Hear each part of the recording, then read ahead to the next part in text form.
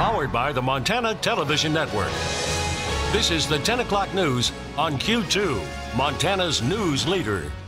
Good evening and thanks for joining us tonight. I'm Jay Kohn. Janelle is on assignment tonight. From clerk to justice, Brett Kavanaugh now officially a member of the U.S. Supreme Court. Sworn in this evening on national television, today's ceremony marked a pause in the contentious divide of the U.S. Senate. But tonight both parties are vowing that fight isn't over. Mola Lange has the details for us from the White House. Justice Brett Kavanaugh, President Trump, and the Republican leadership took a victory lap at the White House Monday night, taking part in a ceremonial swearing in. So help me God. The only other justices to have had the White House event were Justices Samuel Alito in 2006 and Stephen Breyer in 1994. Kavanaugh was privately sworn in Saturday after the Senate voted 50-48 to confirm him following claims that he had sexually assaulted women 3 decades ago.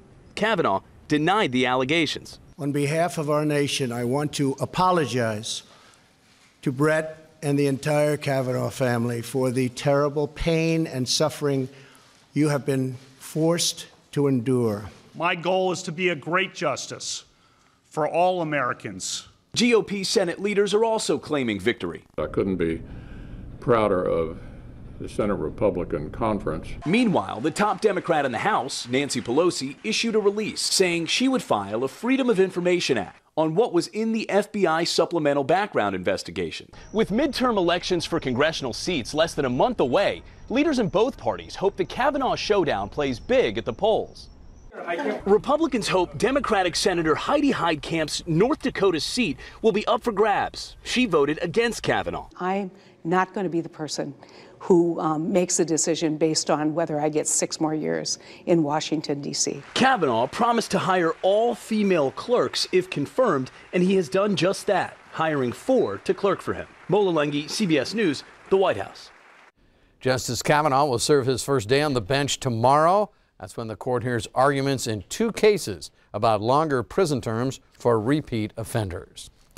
There are places to mine gold across the West, but along the border of Yellowstone National Park is not one of them. That was the message today from Interior Secretary Ryan Zinke as he signed a 20-year moratorium on mining near the park. MTN's Chet Lehman tonight has more from Montana's Paradise Valley. Far from the turmoil of Washington, D.C., Interior Secretary Ryan Zinke gathered with several members of the Yellowstone Gateway Business Coalition, not far from where a proposed gold mine would have been. Public lands is not a Republican or a Democrat issue, it's an American issue. And there are some things that are more important than politics. Those gathered pointed to the importance of nearby Yellowstone National Park and the Yellowstone River downstream from this gathering. Secretary Zinke declared this place special. I graduated with a degree in geology and I'm a pro-mining guy. I love hard rock. But there's places to mine and there's places not to mine. And you have to look at the American conservation ethic of best science, best practices, greatest good, longest term.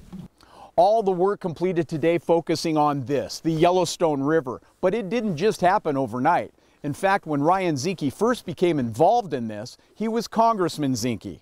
Today, signing it as Secretary of the Interior Zinke, using what he says is the full power of his office.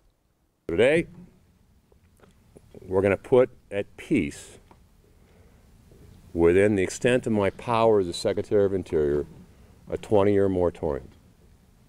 If I could make it permanent, I would. Following described National Forest System lands are hereby withdrawn from location and entry under the United States mine laws.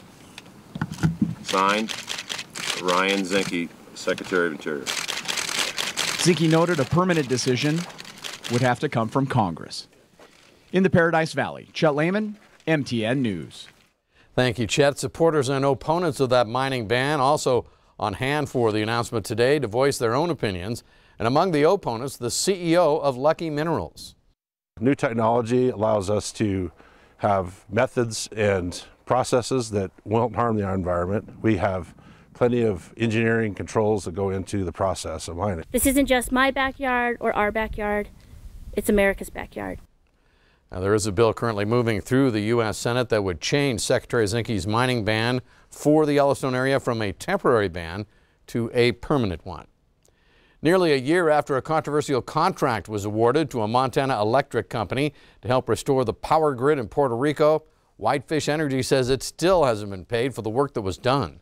The company billed $142.2 million for its work in the aftermath of Hurricane Maria, but so far, the company says it's only been paid back $36.9 million.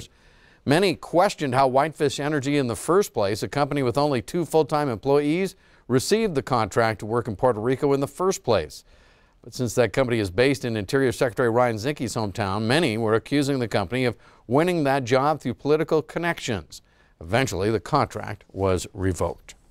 Turning to the weather scene now, Bob McGuire joins us now. Bob, a little taste of winter, but down south, still in the midst of hurricane season. Another hurricane. This time it's a little different than Florence. This one is going to start slow but finish fast. Let me show it to you. Right now it's a Category 1. It's just off the tip of Cuba there in the Gulf of Mexico. So here's how we think it's going to happen. You can see it there, Category 1. It's expected to move into the Gulf tomorrow, and then on Wednesday it'll make its way onshore, probably somewhere around Panama City. It'll be about 115 mile-per-hour winds. Then after that it kind of fades away and becomes just a tropical storm as it goes back out into the Atlantic Ocean. But it's going to produce some heavier rainfall. Take a look at this. We'll see rainfall amounts there by Florida and the Panhandle there, getting all the way up to almost 10 inches of rain as that thing arches its way across most of the Deep South. Back here in Montana, we could see maybe some snow showers. We'll chat more about that coming up in a few more minutes.